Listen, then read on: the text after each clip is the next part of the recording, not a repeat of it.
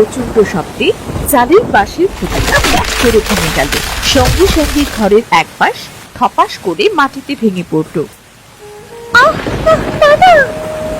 ওগো, এ কি হলো? এ কি হলো আমাদের? মিনা, মিনা ঠিক আছে তো? হায় হায় গো, আমাদের এ কি হলো?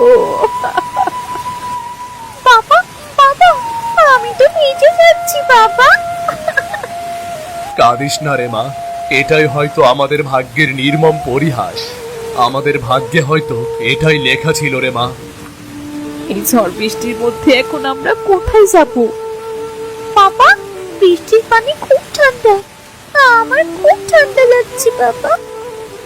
ওগো, মিনা এভাবে ভিজলে তো ওর শরীর খারাপ করবে। গিন্নি, কিন্তু এখন আমরা কোথায় যাব বলো তো?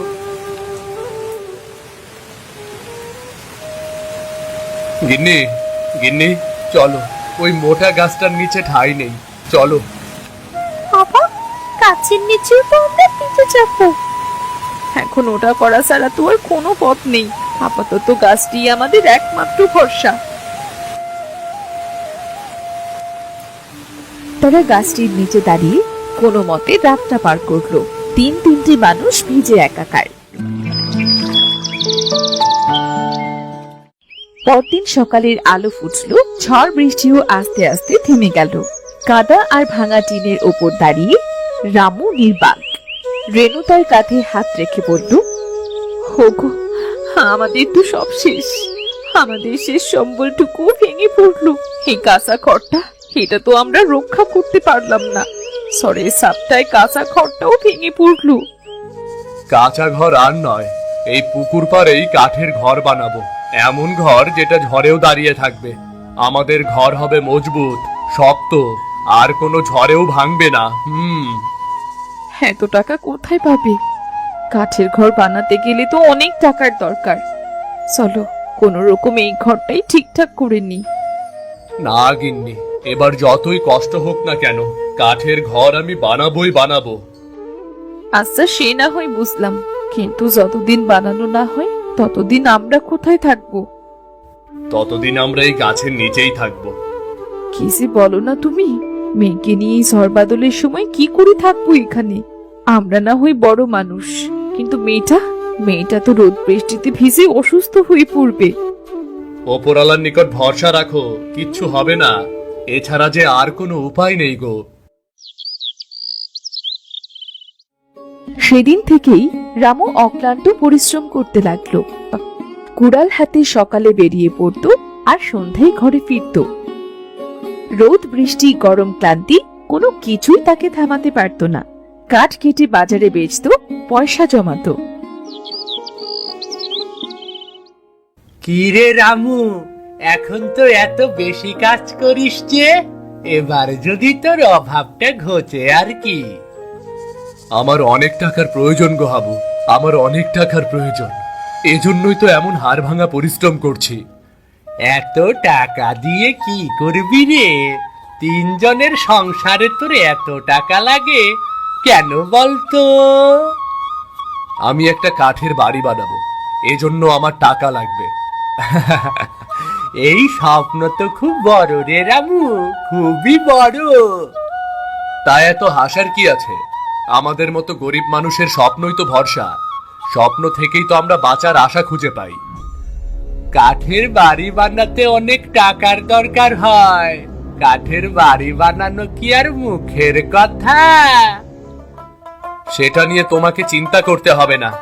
চলো তো, অনেক বিশ্রাম করেছো, এবার কাজে লেগে পড়ি। চলো চলো চলো। এইদিকে রামুর অক্লান্ত পরিশ্রম দেখে সংসারের অভাব অনটন কিছুটা ঘোচাতে রামুর অগোচরে রেনু ও মানুষের বাড়িতে কাজ করতে শুরু করলো। শোন মিনা, আমি যে লোকের বাড়ি কাজ করি সেটা যেন আবার বাবাকে বলবি না। কেন মা, কেন বলবো না? তোর বাবাকে বললে তোর বাবা যে খুব রাগ করবে, মানুষটা খুব কষ্ট পাবে। আচ্ছা মা, বলবো না।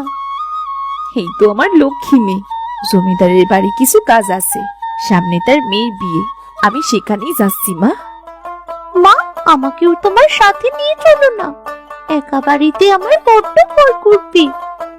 পাগলি মেয়ে, তোকে আমি কি করে একা রেখে যাবো? চলতি পায়ে হাট, দেরি হলে জমিদার গিন্নি আবার খুব রাগ করবেন।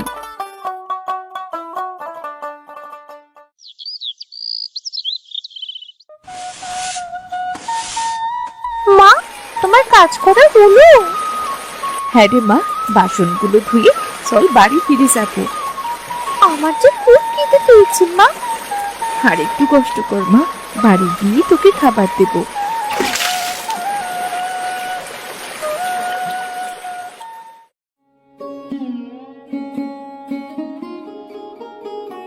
মানে গিন্নিমা, কাজ তো সব শেষ, কাপড়গুলো শুকিয়ে গেছে, এবার যে বাড়ি ফিরতে হবে। ওমা রেনু, তুই এভাবে কথা বলছিস কেন? আয় আয়, এখানে বস। না না গিন্নিমা, মিনার বাবা বাড়িতে চলে আসবে, আমাকে যে তাড়াতাড়ি ঘরে ফিরতে হবে। বাহ রেনু, তোর হাতের কাজগুলো খুব সুন্দর আর চকচকে, কাপড়গুলো ওখানে রাখ। এই নে, এই টাকাগুলো রাখ।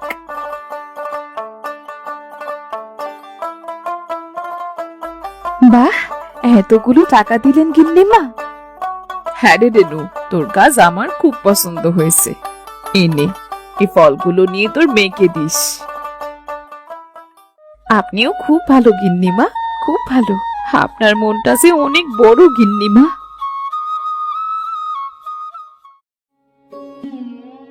রেনু জমিদার বাড়িতে কাজ করে বেশ কিছু টাকা জমিয়ে ফেলল। বেশ কিছুদিন পর রামু আজ বনে অনেক ভালো কাঠ পেল। আজকের আজকের কাঠগুলো তো একদম পাকা। এই কাঠগুলো বেশ ভালো দামে বিক্রি করতে পারবো। এমন সুন্দর কাঠ অনেকদিন পাইনি। নিশ্চয়ই মহাজনের আজকের কাঠগুলো খুবই পছন্দ হবে।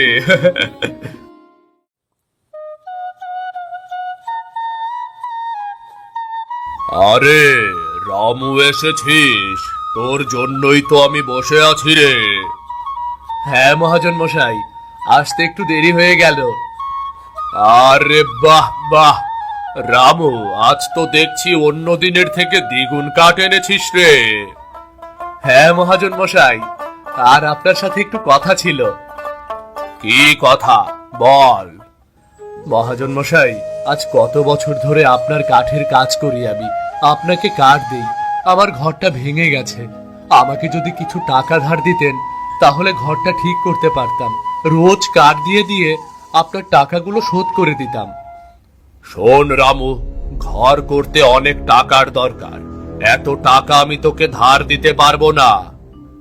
দিন না মহাজন মশাই, মেয়েটাকে নিয়ে গাছতলায় দিন কাটাতে হচ্ছে, একটু দয়া করুন না, একটু দয়া করুন। শোন, কাঠ বেচে আমার দেনা শোধ করতে করতে তোর জীবন পার হয়ে যাবে রে। না না মহাজন মশাই, আমি রোজ বেশি বেশি করে কাঠ আনবো, অল্প কিছুদিনের মধ্যেই আপনার সব টাকা শোধ করে দেব। আরে না রে, আমি ধার টার দিতে পারবো না। দে, কাঠগুলো মেপে টাকা নিয়ে যা। না থাক, আপনাকে আর আমি কাঠ দিব না, আমি চলে যাচ্ছি। আমাকে কাঠ না দিলে আর আমি যদি কাঠ না কিনি তাহলে কে কিনবে? শেষে তোকে না খেয়ে মরতে হবে, এই বলে দিলাম। থাক, তাই ভালো।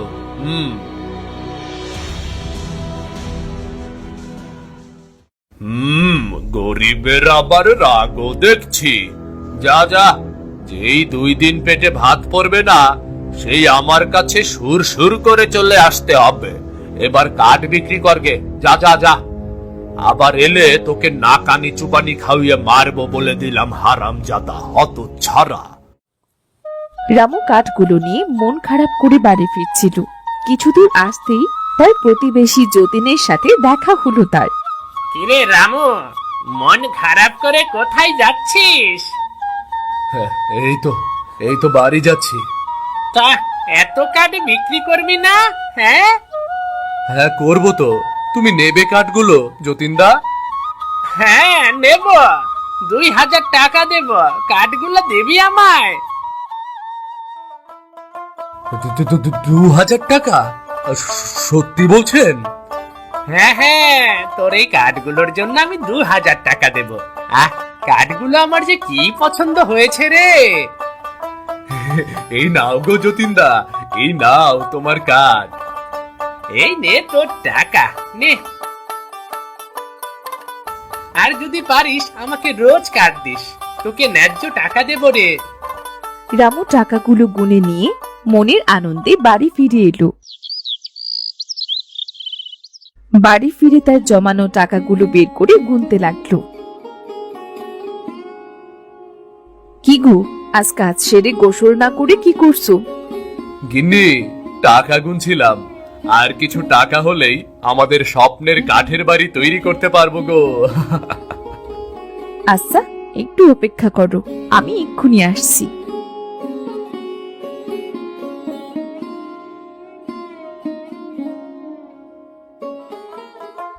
দেখো তো এই টাকাগুলো হলে হবে কিনা।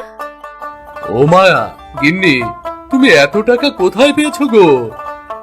বাবা জানো, মা জমিদারের বাড়ি কাজ করে জমিয়েছে বাড়ি করার জন্যে।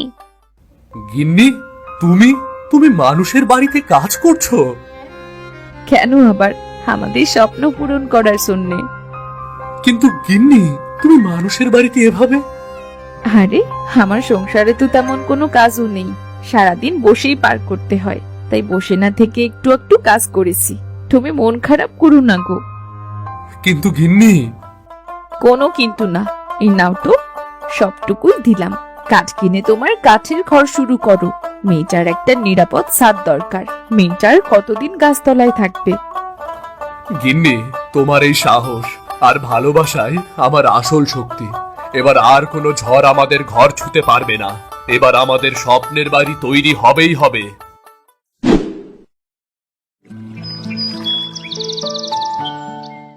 গিন্নি, এই জায়গায় আমার স্বপ্ন দাঁড়াবে। সবাইকে দেখিয়ে দেব গরিবরা শুধু স্বপ্ন দেখে না, স্বপ্নকে বাস্তব করে। হ্যাঁ গো, যারা তোমার কাঠের বাড়ির কথা শুনে হাসাহাসি করতো, এই ঘর হবে তাদের জবাব। হ্যাঁ গো গিন্নি, সবার মুখ বন্ধ হয়ে যাবে। আর গরিবের স্বপ্ন নিয়ে হাসাহাসি করতে গেলে তারাও একটু ভাববে গো, তারাও একটু ভাববে।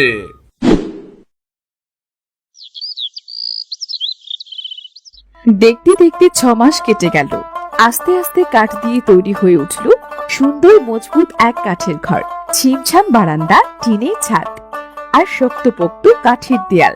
শেষ বিকেলে পুকুর পাড়ের ঘরের সামনে দাঁড়িয়ে মিনা তার বাবার হাত ধরে বলল, বাবা, ও বাবা, আমাদের কাঠের ঘরটা কত সুন্দর হয়েছে।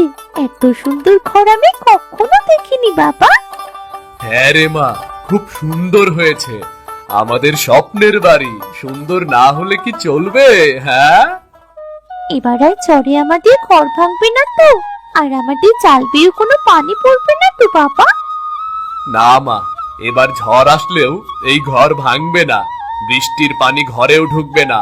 এই ঘর শুধু কাঠের নয়, এই ঘর আমাদের স্বপ্ন, আমাদের সাহস, আমাদের ভালোবাসার প্রতীক। দেখিস মা, এই ঘরটা আর কেউ ভাঙতে পারবে না, আর কেউ না। কি মজা, কি মজা! এবার আমাদের গাছের নিচে থাকতে হবে না, এখন থেকে আমরাও ঘরে থাকবো। আমাদেরও মাথার উপর ছাদ থাকবে। হ্যাঁ রে মিনা, এই ঘর শুধু আমাদের মাথার উপরে ছাদ নয়, এই ঘর আমাদের নতুন জীবনের শুরু, আমাদের স্বপ্নের বাস্তব প্রমাণ। এই হলো আমাদের পুকুর পাড়ের কাঠের বাড়ি। এখানে থাকবে আমাদের সুখ আর সুখ। খাবারের অভাব হলেও আমাদের ভেতরে সুখ শান্তির অভাব